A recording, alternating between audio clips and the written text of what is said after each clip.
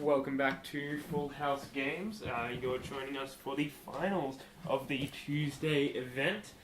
We have Brendan on the left there playing Death and Taxes, so once again increasing our huge Death and Taxes.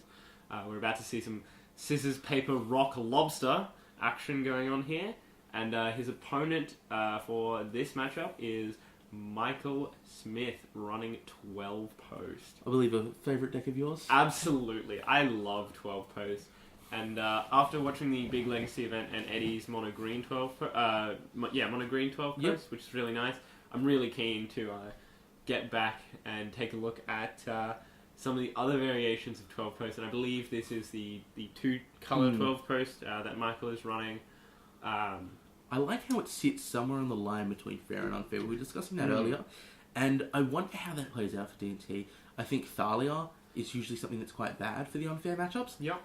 Not so much here. Not so much here at all. Yeah, very true. Because you're just going to... You have all the mana in the world. You have all the mana in the world and you're casting things that aren't taxed. The difference between 15 and 16 mana, not big. And in fact, doesn't even affect it because it's a creature. It is a creature, that's right.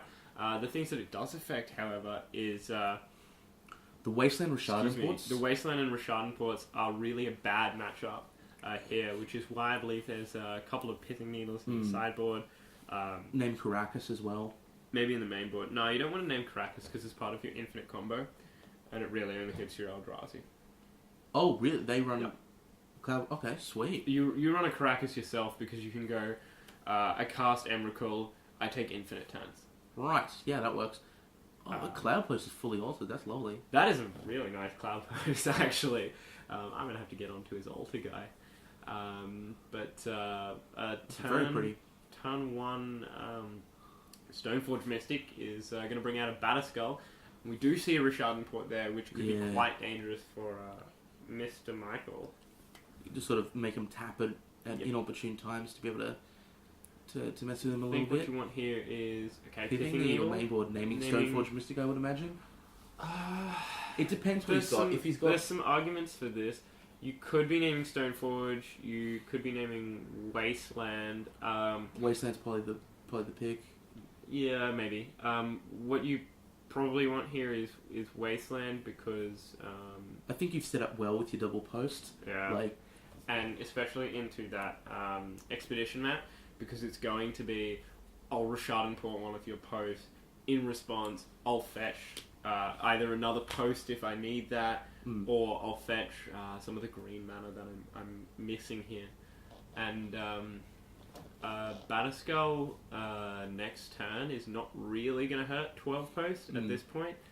But the fact that he hasn't swung in and he's leaving mana up leads me to believe that he has in fact named Stoneforge Mystic. Wow. You mean he hasn't named Stoneforge Mystic? No, he has named Stoneforge. He hasn't named Stoneforge Mystic, is what I believe has happened. But if he had named Stoneforge, then he wouldn't bother. He would have swung, is what I'm saying. Oh, yeah. So he hasn't named Stoneforge. He's probably named Port or Wasteland. Bringing down that expedition map is really making the port less valuable. So he might have definitely named Wasteland. But look, he's naturally hit his third Cloud Post, and he's going to be able to get his fourth. So this is going to be... We're going to be seeing 16 mana on turn 4 here. We do know that he has a Mind Sensor in hand, so I might have responded to that by fetching whatever I needed. Especially looks like he's running low on some green there, but he might just be going for like a sort of, I'm hard casting in Eldrazi straight away. There's nothing you can do about it. Yeah, take a turn. Swing for 15. Because, I mean, he can just drop... Congratulations, you have one permanent left. Yeah. You can just drop a... He does have Caracas out, though, so that's... That's true, but you casting it, so you get an extra turn. So Caracas is just going to give him an extra turn where he... Oh, if he bounce Caracas, you just keep doing it. Yeah. Take infinite turns. That's right, and that is the infinite combo with Emrakul. You can just bounce it and then replay it. And since it can't be counted, it's going to get a lot of value out of just being an awesome guy on board. Yeah, so I mean, he's running 16, so playing right. If he gets the other Cloud Post, which we're going to see him crack here. Okay, so here's the Mind Sensor, which is why I would have played last turn. to sort of avoid that. And I think the odds, it can hit any land, so Yeah. this is more likely to hit that fetch land most of the time. We're going to see a Glimmer Post, so that'll Okay. offset the Batterskull Yep. at bare minimum. It also still allows him to, it'll still ramp up those cloud posts in terms of mana. That's right. They'll be tapping for what, 3 each, 12? 4 each. 12. 4 so 12 Yeah. plus the mana from the cloud post, Which is from the 13. Glimmer Post itself, so it'll have 13. So I mean, we could see Glimmer Post next turn into Eye of Ulamog. Eye of Ugin. Eye of Ugin. Into just I'm hard casting Emrakul. Yeah. What are you going to do about it? And then crunch in for 15. So that is definitely a play that we could see here. And you certainly don't want to be tapping that Caracas to bounce an Emrakul, not in a Cloud Post matchup. Yeah, that It's seems bad. really a bad card. Now, Caracas is a card that I'm not hugely fond of because it's really only valuable in Death and Taxes for saving that Thalia. I think it's also really good in your show and tell matchup, like that needed to be better. I think it's... Yeah, What situations is it good in? I think it might be a much better card for certain other matchups, but I feel like it's not as good in you know what's probably in good in? standard, more fairer matchups. Reanimator, because Reanimator, especially Burning Reanimator Definitely. now, and even the blue-black one, quite fast. Definitely. Burning Reanimator, you can consistently see going off to sort of turn 1 to turn 2, which means that it's going to get under your Thalia a lot of the time. So then if it's under your Thalia, then all the taxing issues are no longer an issue, and you just beat with a Grizzle Brand. Show and tell. Okay. And that's going to Alright resolve, then. obviously, because there are no options for... Prime time. Okay, so... Phyrexian Revoker, I would say, is going to name... Probably top at this point. That top there, yeah. That's really all you can name. And I think... I think the writing's on the wall here. Yeah, probably a fetch of his own Caracas and probably a Cloud Post. I was thinking Cloud Post Eye of Ugin. It's a little bit more difficult. He does have even that Mind mind Sensor sensor in yeah. play, so I think you just have to take what you can get. sort of whiff in terms of hitting land.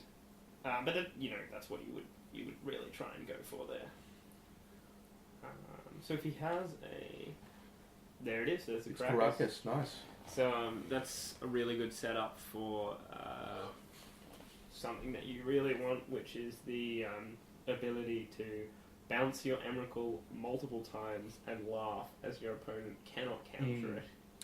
I keep looking at these decks and it reminds me of whenever I see a card that was in Standard that I actually got to play with, I'm like, man, that thing's just busted. Like Prime Time. I remember when I was playing Prime Time and you'd fetch... Prime Time, banned from EDH. Yeah, you'd Because fetch it's that Valakut, powerful. you'd fetch, what was the one, the Red-Green X and the Kessig Wolfrun? Kessig Wolfrun and the Infector, and you just went to town with it. Yeah, and I It was believe like, that was so busted. That was the strategy of top 8 of Brian Kibler.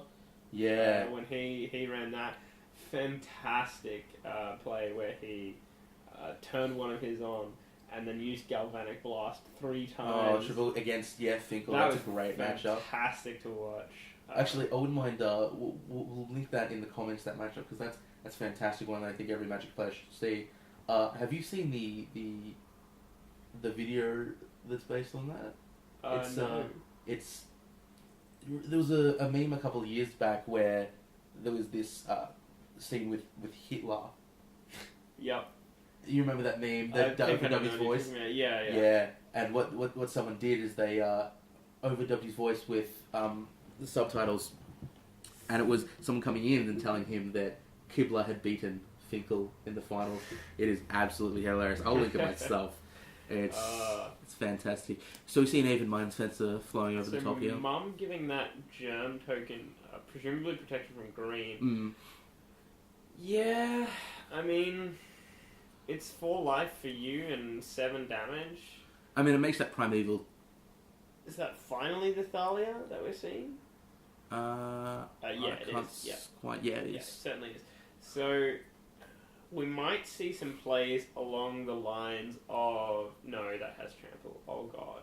I was going to say you could throw that Thalia onto the primetime boss, and then bounce it with Caracas with damage on the stack as it would have been in the old days.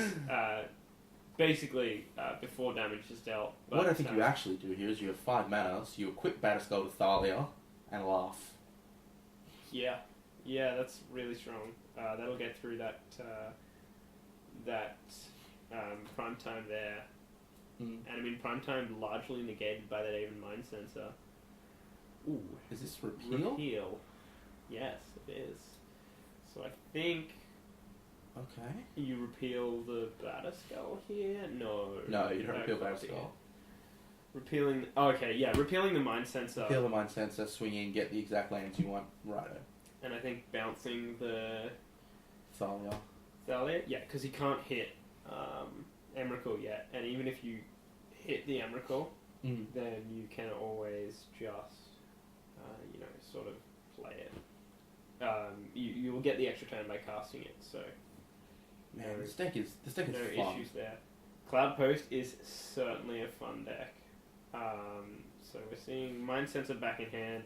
And this allows him full range to fetch whatever lands he needs and gets a free card off repeal. So we might see some chained repeals here. And that was in his upkeep in response to the Richardon port, I believe. Good stuff. All around. Good stuff. Just heaps of value there. Okay. Gloom Post. Gaining 4 life. 1 Gloom Post and 3... 3 beautifully altered Cloud Posts. Yeah, now if he's not going to play anything here, Trigger. I would have played that afterwards, because he's probably fetching a Cloud Post here. Yeah, you're right. And I mean, the 1/2 extra life is probably negligible, but is certainly worth it. But okay, alright, now I can see the argument for... No, that's not Armageddon. So yes, definitely fetched it afterwards. If he was fetching 2 Glimmer Posts, then I can see why you would do it first, because you get 1 extra life by playing the 2 Glimmer Posts, but... Doesn't make a difference though, because this one sees it for 4, the next one sees it for 5. If you did it this way, that one would see it for 4, the next one would see it for 5. So I actually think it's the same regardless.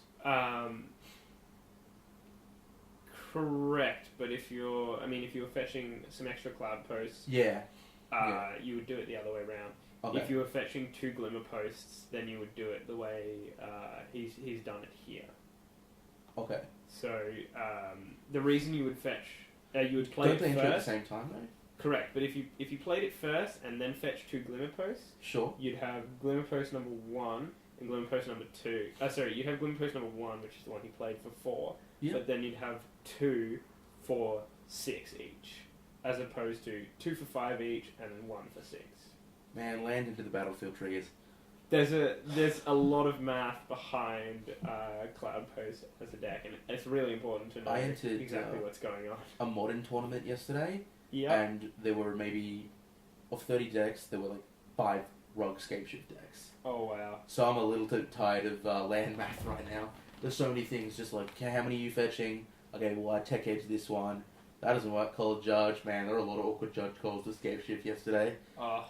Land decks in general tend to be more difficult than you think they would be in terms of triggers and things like that. Absolutely. So for those of you who don't know, I'm not gonna Scapeshift.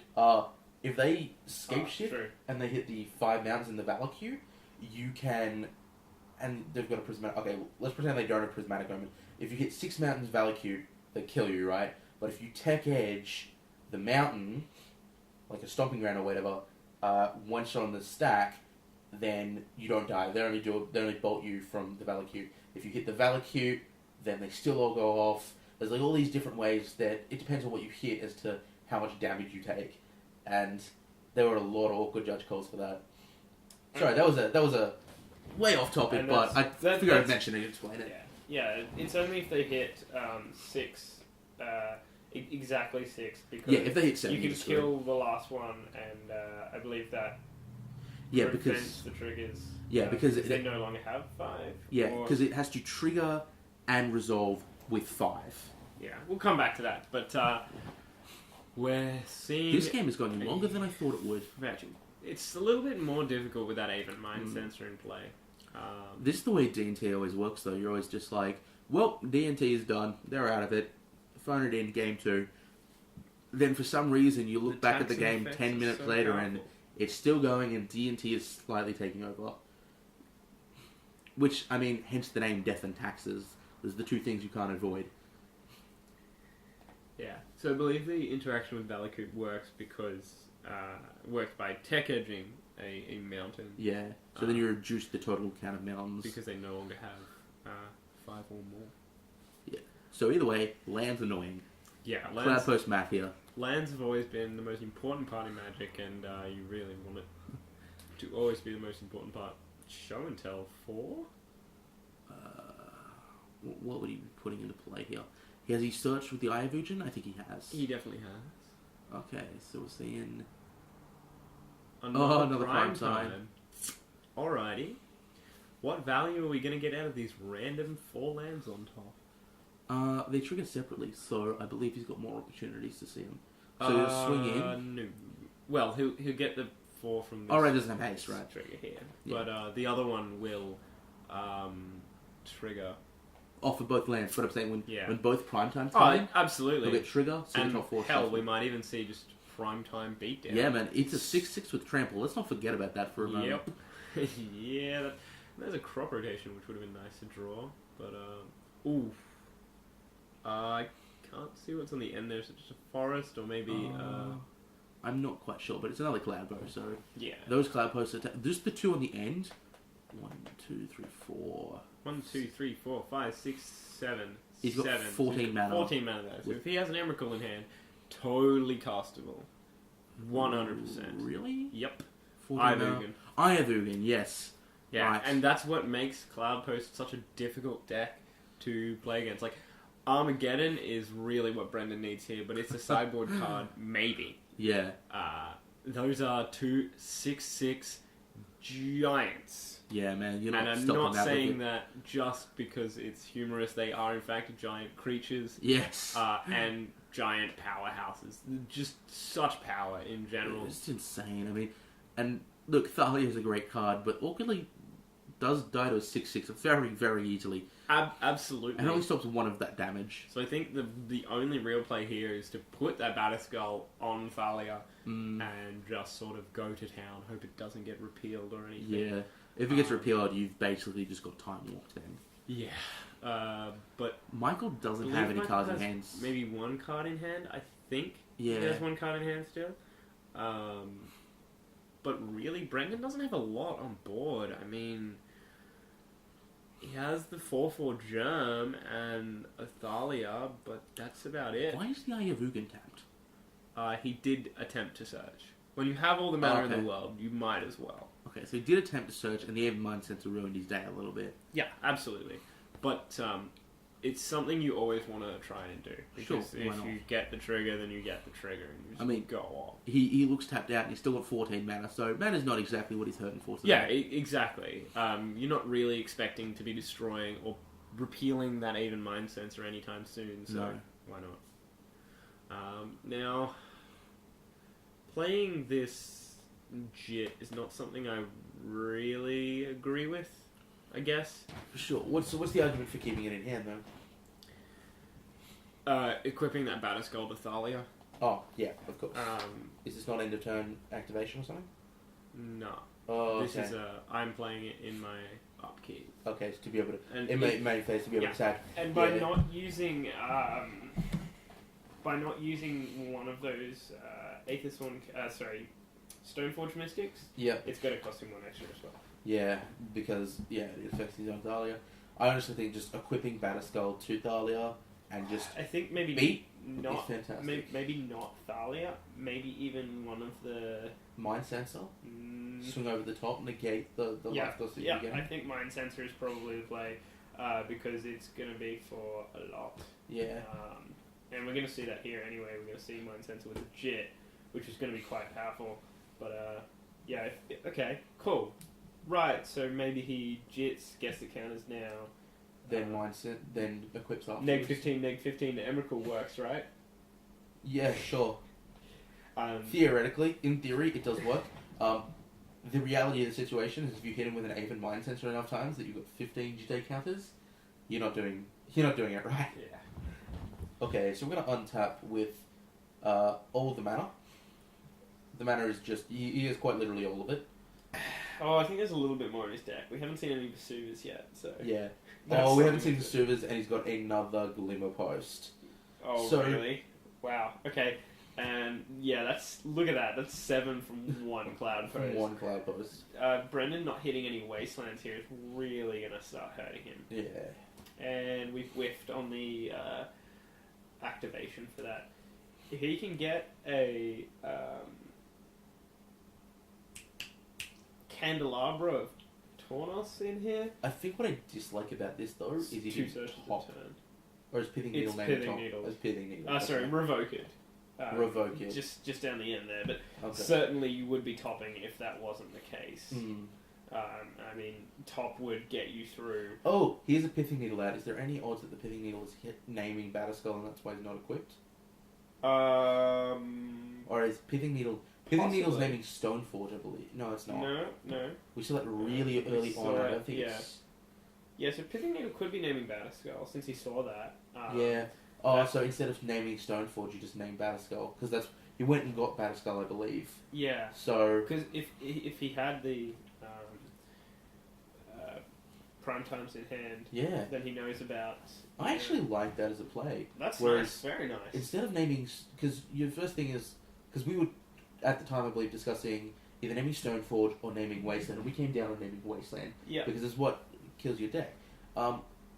Maybe what we can gather from the way that the game is being played out is that he's named Battleskull, which I think is a really interesting play. Because what you do is you say, okay, cool, I'm fine with you having the 4/4. Yeah. Like, And I can we deal with a might be 4/4 because... entirely incorrect here as well. We may be entirely incorrect, but I believe the mentality is maybe he goes, you know what, I'm fine with the 4/4. Look at these, big old 6/6 tramplers I have. You're not going to get through. You're going to maybe get one thing.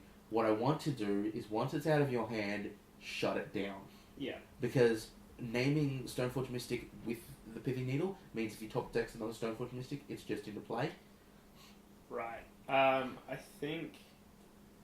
But Batterskull, if Batterskull is equipped to Thalia right now, that's what would be helping. No, you can't equip it to Thalia because of that Caracas. Right. Okay. You can, however, equip it to that Aven Mind Sensor. Get a Wasteland. But, Where is these Wastelands? Yeah.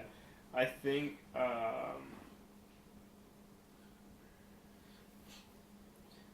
Yeah, I don't even. Yeah, know. I guess if you Like, get more is mana, there then you can any afford the Caracas. possible value you could get out of this? This is hard, honestly. We're still in game 1 here. It's been going for... Are we in game 1 or game 2? I'm pretty sure this is game 1, yeah. So game 1 is just pretty much a stalemate thanks to Powerhouse Aven Mind Sensor. Yeah. Also, I totally would have elicited a block there with one of my Prime Times. Yeah. Because next turn, Prime Time's going to eat neg 6 anyway.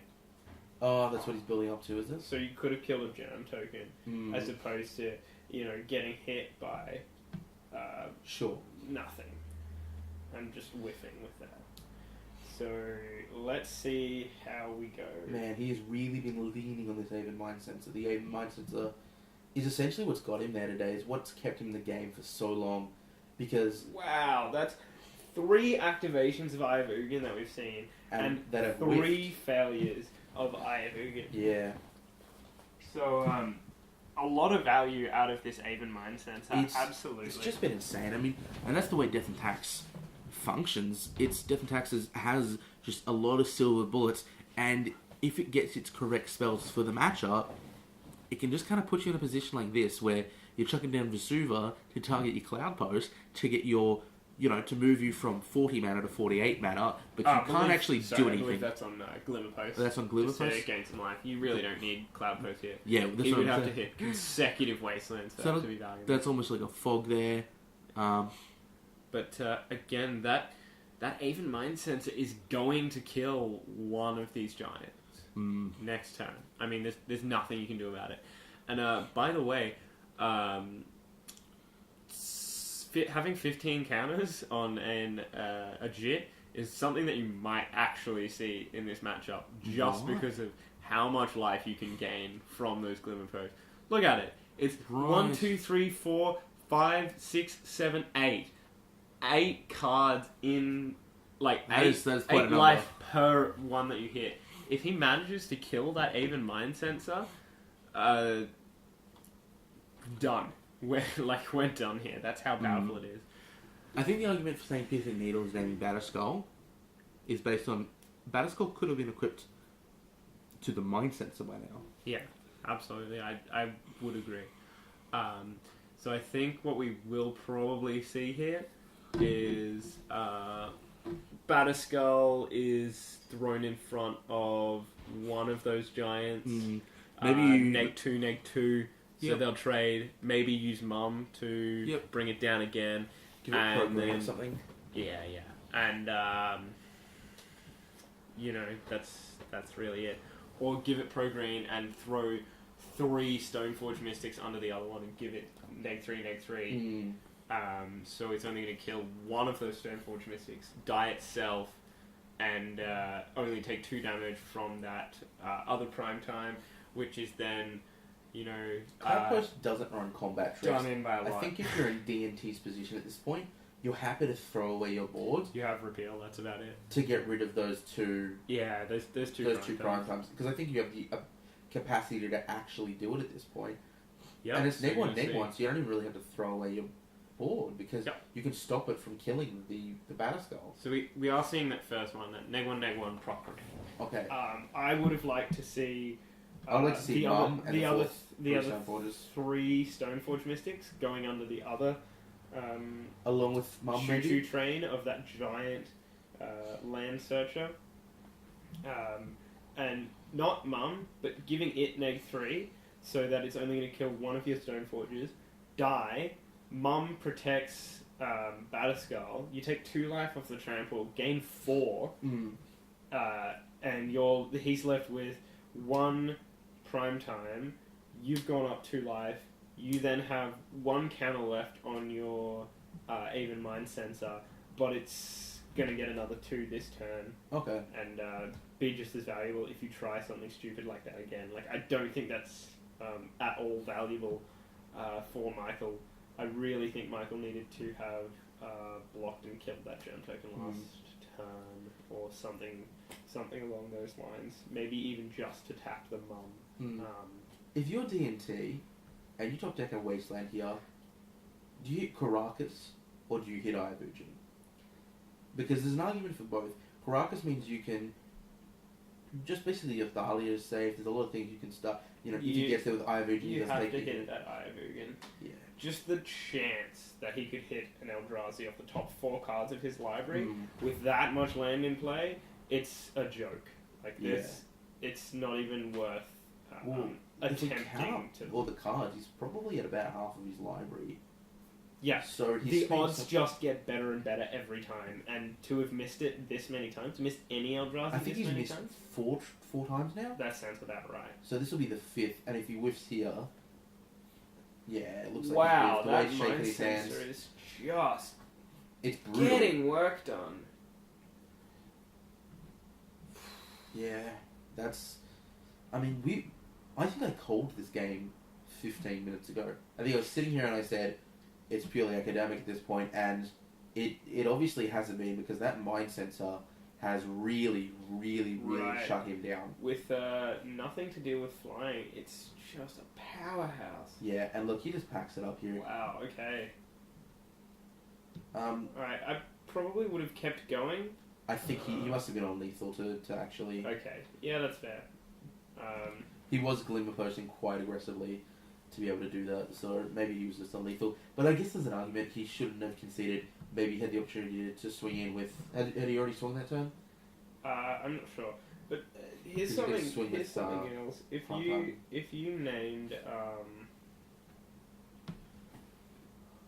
you named Batterskull with like, maybe there's an argument for repealing the Batterskull token instead of the Even Mind Sensor.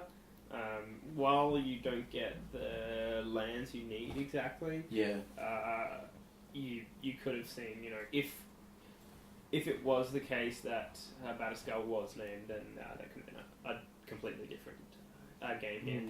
That being said, we're in the sideboarding for game 2. So, I'm going to ask you, what do you think your matchup is for both these players here? Playing my own deck? No, for these two players. Sorry, okay. For example, I'm going to lean towards Cloud Post because it is my favourite deck. Yeah. I think with Glimmer Posts and crop rotations to sort of negate wastelands, proper playing of repeals and crop rotations, that top manipulation if it's not named, the pithing needles to name things. I would agree with you here.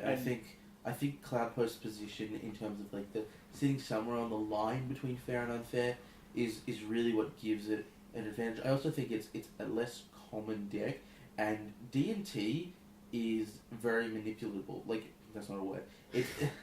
It's very easy to because it's not a good deck of like, you look at it, it's like, sweet, it's playing Mirroring Crusader. That's like, that was a cool card to start it. It's playing like a 1-mana 1/1. The cards like in and of themselves, you look at them and it's like, okay, I guess that's like a 3-mana 2/2 with an above average ability, and then it just wrecks face because the culmination of all those cards is insane. Death and Taxes is very much a meta stabilized deck. And if your deck isn't as common in the meta, you've got a better matchup against it. Right. So that's my argument for Cloud Post being being an option here. The taxing is less effective in terms of Thalia, and it's not as prominent, so what DNT aims to do is less likely to actually able to do, because you can't prepare for every deck. But first turn Cloud Post, exactly what he wants to be doing. Yeah, this is something I don't really like here. Pithing Needle turn 1 is totally blind. Like, maybe it names something appropriate, like an expedition map, or like a top, but it could also be naming Candelabra of Tauros, which we didn't get to see in Michael's deck, so we don't even know if he has them. It is a very expensive card. Yeah, sometimes you make that sacrifice based on I would say physical cost. I would say 70% of the Cloud Post decks I've seen don't run Cloud Post, and yet it's just sort of objectively the card you want to be playing. Ooh. Okay, so Show and Tell it does cost 4 because of that Thalia, of course, and it's not going to get counted, so we're going to see a Prime Time, and probably an Aven Mind Sensor if you've got one in hand. Oh, Stone. That's an Emrakul. That's an Emrakul. We're going to be seeing a Game 3. Or a Swords to Plowshare. No. Protection from all colours. What are your options here? He can maybe hit an O-Ring. If he decided to board an O-Ring, he loses. He loses? He loses. Thalia, costs him 4. Yep. O-Ring is going to cost... Yep, 4, okay. That's it, we're done. What are your options here? Nothing, you lose. That's game. You can't play an O-Ring because of Thalia, so you can't get rid of that Emrakul. It's going to swing for Annihilator 6, which even if he brings in the token, the Batterskull, is 1 creature left maybe to block it for a turn, and then what? You maybe play a land and then lose it all next turn? We're done here. That's game. I think you're just too excited to see Emrakul play. This is your dream right now. You're just going, yep, Emrakul, I've won. No, I've won. I'm playing Emrakul. He has, and usually in Cloud Post you play that Prime Time so you can cast the Emrakul. You play the Prime Time off Show and Tell so you can cast that Emrakul. Yeah.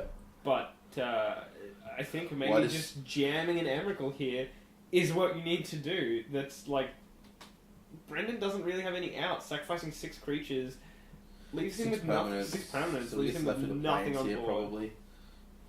And there's a Karakas to bounce the Thalia to get even more value out of this, Emrakul swing. Yeah, so swing, sacrifice everything. What would you like to sacrifice? I mean, are we going to go to game 2 here? Is that just what we're doing? I think you sacrificed 1 too many permanents there. No. Because I think... 2 lands.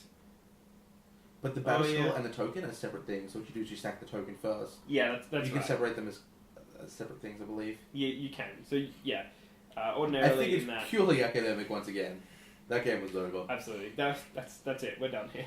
With literally nothing to beat that Emrakul, what can you do? What can you do? Like, I think that was a really good play, even though, like, typically you'd want to jam a... I never concede to Emrakul, man. Every time they put it into play, it's just like, I am fighting this. I've done some awkward things to win against Show and Tell. I was playing... Right, this was a casual game. Can you really win that quickly with one turn and no lands? No, here's what I did. I was playing Bog Delver, and this is back when I was playing Skyfall, because I have taken Skyfall out of the deck, by the way. Mm-hmm. And you've taken it out since the Legacy event? Since the Legacy event. Okay.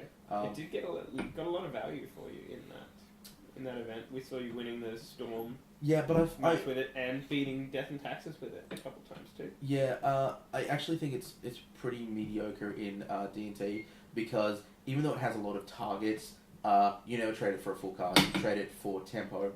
And it's like, oh, sweet, I stifled, the Flicker Wish trigger. That's great, but that's not a full card. And Death and Taxes versus Bug comes so hard down to who has cards in hand on turn 20. Like, okay. It's so grindy. So yeah, I just found you also can't run Stifle on him in the same deck. Him is a tempo loss. You have to take a turn off. And sure, it's an amazing card. You get a 2-for-1, and you can just win games off it. But one gains tempo, one loses tempo massively. I don't think they belong in the same deck, and that event definitely convinced me that I need to be playing my Hims at all times, because Him is just Absolutely. amazing. Okay, Absolutely. What was the point before? Emrakul swung in, I stifled the Annihilator trigger, and then swung back for the win. Sure. That's something you can do, but not in Death and Taxes. Not in Death and Taxes, no. Obviously you can... Once again, early picking needle, not a fan of this either. And 2 Rashadon Ports as well. Oh, I guess there's the top there, you just name top. Top... that thing that lets you vial in creatures, Aether Vial. So, I mean, 2 Rashadon Ports is fine, yeah. If Brendan... But Brendan might be leaning a bit too much on having that sort of deal go on here. Does Glampost have any answers for permanence in play, other than just swinging with Emrakul? Not really. I mean, basic post, which is running a higher count of basic lands and more of the sack it, fetch a basic. Yeah. Sakura Tribe Elder. It has Time Walk in the essence that Sakura Tribe Elder is a Time Walk. Those repeals are a sort of Time Walk. Yeah, lot of tempo based, kind of like the fog effect with flashback is a Time Walk. There's really, this deck is sort of on a similar path to High Tide, where you want to just or Turbo Fog, where you want to just fog, play lands, avoid damage as much as you can. Play this Glimmer Post, gain some life, avoiding damage, I'm avoiding more damage, and then suddenly, oh god, here's an Emrakul. Yeah. And there's nothing your opponent can do about it, because you just swing, collide, Caracas, play it again, swing, collide, Caracas, play it again. I think if I were playing this deck, they're not making a third, they're not surviving a third turn. I think if I were playing this deck, I'd try and play 4 Standstill in it. 4 Standstill? Yeah, like you just jam it on turn 2, and then you just like keep playing your lands. You don't care that you're not because like the idea is you want to like ramp out your lands, right? Like that's the idea. But if your opponent's not doing anything, you can take all the time in the world just playing your lands normally. Yeah. You're not in a hurry. But I think you might need to play, it's actually a bad idea. play a bit of Cloud Post before you make sort of assumption like that. Yeah. You want to be doing a lot of things like crop rotating in your opponent's turn, and you can't really wait on something like that. And especially if in a Monos matchup just like stand still so much. DNT. Oh, it's a great card, and you should really talk to David more about that. He loves Standstill too. Yeah, see, if I was commentating with David, he would have jumped up and said, yeah, let's put Standstill and Storm, it's a great card. Yeah, that's right. I'll give my opponents more stuff so I can, get a better hit off my duress. I'm running, what's that 5-mana Storm card that Chapin famously hit nothing against the Thief. What's what's it called? Dragonstorm? No. No. You look at cards in their hand, you reveal them at random for each storm, and it Oh, gets dealt damage. Ignite Memories? Ignite Memories, yeah. Wow, that's... Like, you stand still them so that your Ignite Memories are better if they've got not good, if they've got strong cards in hand. Okay, sure, but That's my strategy. who really plays Ignite Memories? I mean, I'd play Ignite you're gonna Memories. need 20 of them to sort of avoid... Ignite Memories in a Delver deck would be the worst thing in the world. Sweet, one drop. Yeah, exactly. 20 Storm's not something you really want. Yeah. Of course it would be fantastic against Cloud Post or something. Hit Emrakul 3 times. Although how many big fatties does Cloud Post actually run? Is it just the 4 Emrakul and everything else is 4 Emrakul, the 4 Prime Time? Those are really the... no, you don't run 4 Emrakul. You run one of each of the top 3 Eldrazi. Oh, sort okay. of like the heads of the family deal that you want going on. Nice, get a little draw 4, Godhead Matriarch destroy, sort of yeah, draw 4, destroy, and take as so many. it's Kozilek, extras as you Ulamog, want. and and why do you think they go with the 3 over just like jamming 4 of the best? Well, Emrakul is arguably not really the best, as it were. You want a good split of all 3. Just to give you options. Because, yeah, I mean... Look, if you play Ulamog, because that's what you want to do, right? blow up their open mind sensor. Go get your other Eldrazi. Exactly. Exactly, win more. It's my favourite kind of Magic. Yeah. But, like, Ulamog, you saw he might have been able to draw that Ulamog to, hit. Okay, So- show and tell's about to So, resolve here. is that a Helm of Obedience? Primetime Helm. Oh, wow, okay. Helm of Obedience, Yep, so this is Helm Rest in Peace combo that he'll be running here. Right, but with no white. No white? That's going to whiff pretty hard. Yeah, I may have actually preferred him. He maybe doesn't have the Rest in Peace side in hand. So, for anyone who doesn't know, Rest in Peace and Helm is an infinite combo where you basically activate Helm, and then when the card goes to enter the graveyard, Rest in Peace exiles it, and it happens again because it doesn't enter the graveyard. So you mill it infinitely, exile the entire deck. Because of the funky wording on Helm of Obedience, basically it wants you to keep putting cards into the graveyard until... keep putting cards from the library into the graveyard until, something hits the graveyard. Yeah. So if X is never met because X cards never hit the graveyard, it just keeps doing it, and your we'll library keep gets exiled going. to Rest in Peace. That's right. We'll... I like this style. Something we could see here. I haven't actually seen Helm Rest in Peace combo. Helm hit an Emrakul if we're lucky. Oh, maybe your Emrakul. If we're in Value Town. If we're in Value Town? Magical Christmas land, as it were. No, it's just gonna hit a show and tell. Just a show and tell. Just like a random. Oh wow. 2 show and tells, is it? 2 show and tells. No. Yeah. Okay. Maybe he only did it for 1. But basically, it's what we like to call value. If you Have can you hit seen Emrakul here. Helm Rest in Peace combo in Death and Taxes? No. I think Brendan is running it because he comes from more of a painter's side of things. Okay. And that's what's going on. Mm. But it's also another great target for such things as the card that Mr. Funicola played beforehand, and I've completely forgotten. Spirit of the Labyrinth? No, the tutor. Enlightened Tutor. Enlightened Tutor. It's a great card for Enlightened Tutor. You really just want to rest in peace for it. And that primetime beating for what looks to be 6, life trigger. Always make sure they fetch their lands before you announce that that you're not blocking. Because I've certainly said, alright, well I won't need these cards if you're not blocking now. Yeah. So, make sure trigger fetch first before you say, alright, well no blocks. Yeah.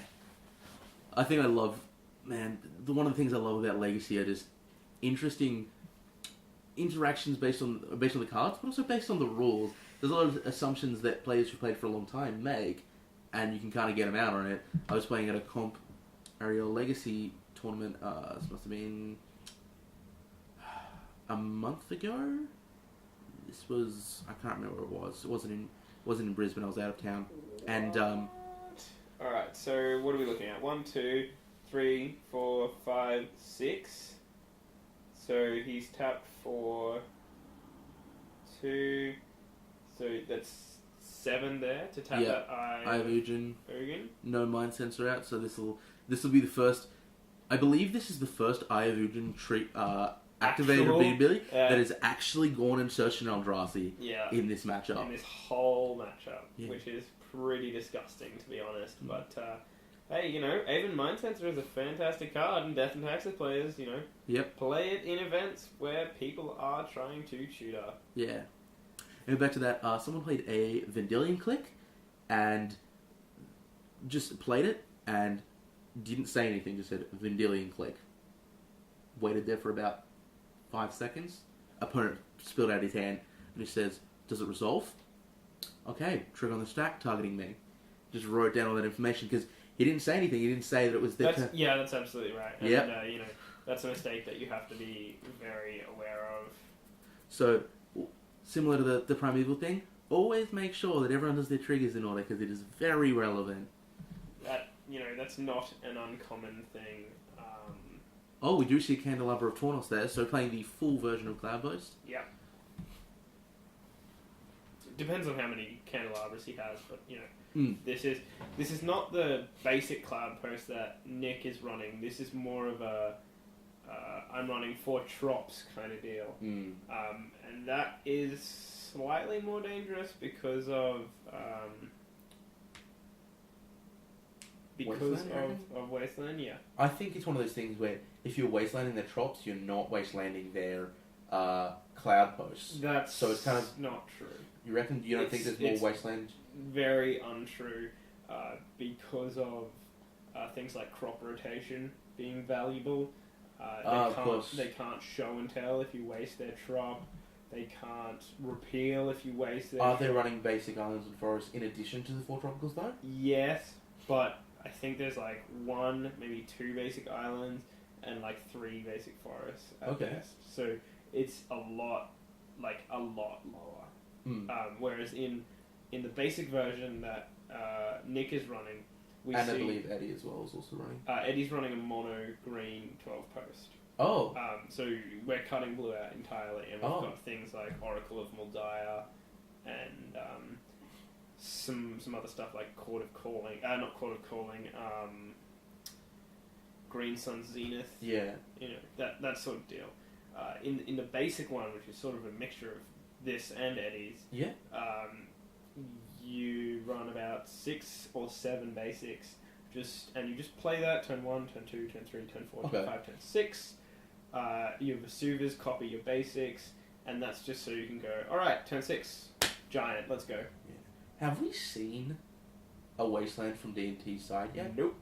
No, not at all, which is really unfortunate. Is there any... Maybe he's running a budget version of the...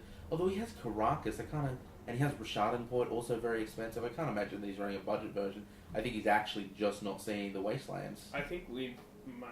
That's a Wasteland in hand. There you go. There we go. Just unfortunate. Unfortunately, that Wasteland is going to do absolutely nothing right now. He's already got the Emrakul of the Eye of Ugin. He's not going to cut up off matter at all at this point. Yeah. That is a Wasteland that is definitely too late. Yeah. So I think we might be in time here or something, maybe? But it's largely irrelevant with, 10 Annihilator? How often do you survive 10 Annihilator? Oh wait, there's an Ulamog as well. Wow. Yeah. There's just so many Eldrazi stacks on top of each other. And that's the game. And that is why Cloud Post is so strong. Man, that first game went for what?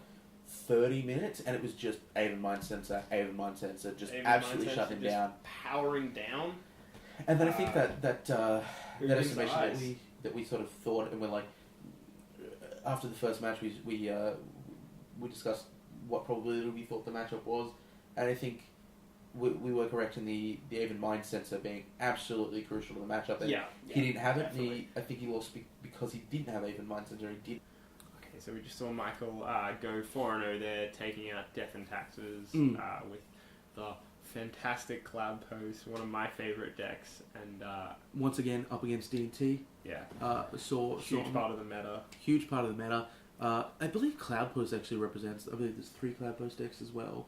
There's Eddie's going to be coming as well, so that'll add one. Yep. So three very unique different decks on it. Yeah, Cloud Post decks. We've got a very sort of closer to the sort of net decked version there. I did ask Michael why he didn't say fetch a Tabernacle at Pendrell Vale, and quite simply, it's too expensive to have in the deck. It's a $700 card, so Yeah. that's completely understandable. Yeah. Don't hold you to that one. Yeah. But you know, it would have been very powerful towards the end there when 2 colorless mana and just a Like horde 5 of or creatures. 6 creatures, yeah. Yeah. Would have been like, well, sacrifice 4 creatures, you know? Certainly. So, you know, there's a lot of variety and a lot of Death and Taxes. Yeah. There's at, variety and DNT. Yeah, good games. So, Good games Tuesday Legacy events. we need to work out what beats DNT and just show up and just absolutely Everyone should run push Massacre, it in. right? Everyone should run Massacre. Yeah, Anyone who plays black pretty much has Dread of Night in their sideboard now. very true. We'll hate them out eventually. That's my goal. Yeah. They brought in hate cards for Bug, you know, we'll bring in hate cards for them and just kill them off. Massacre, Dread of Night, done. Toxic Deluge. Yep, absolutely. Golgari Charm. I'm almost convinced that Toxic Deluge might be a sort of main board card. Sure, especially in Shardless Bug. I'm seeing 1 and 2 tick up in there. Yeah, just because it's such a powerful card in pretty much every matchup except for, say, Eldrazi, I guess, would be the only... Because you don't want to pay 15 most of the time. I mean, you save 6 of your opponents. But, Sure. You probably just die, though. Anyway, I've been Caleb House, and this is Ben Clinic, who joined me for commentating. Please stay tuned. Next, we'll be taking a bit of a hiatus because this weekend, the time that we're recording, is the WMCQ, which both of us are participating in. Yeah. I'm participating in the WMCQ. Unfortunately, I can't play Modern because I don't have a deck, so I won't be participating in the PTQ. But I will only sort of be participating in the WMCQ. Yeah. I'm just looking at that Geist, and man, that thing looks pretty. I might just shop it. Participating gets you the most fantastic Geist ever. It's pretty. I'm picking up a playset almost Building certainly. Zoo now because of that Geist. Oh, really? No, but it is a very It's nice pretty. card.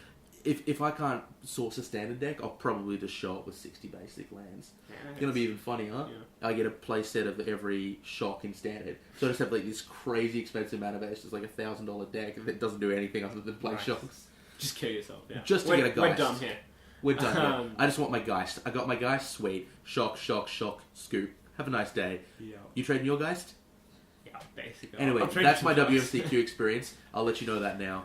Please come along and join us for the WMCQ. We will have coverage for both the PTQ the day before. That's Modern, which is going to be a new, I suppose, format for Full House Games coverage, but we'll certainly have that, and we'll certainly have Standard for the WMCQ coverage as well. So, What'll be interesting about Modern is that it's quite volatile at the moment. Modern, maybe overseas is getting a little bit more stable by people playing it constantly, but Brisbane specifically, we've got Modern and it's picking up and it's getting volatile. There's a lot of shifting metagames, a lot of different things that are happening. So it's really interesting at the moment because there's just so many things that can happen, so many decks that can show up. We absolutely need more people to come along and look. It's a great format. Legacy's a great format. Anything in Magic is a great format, except for Standard. I mean, no, Standard is a great format.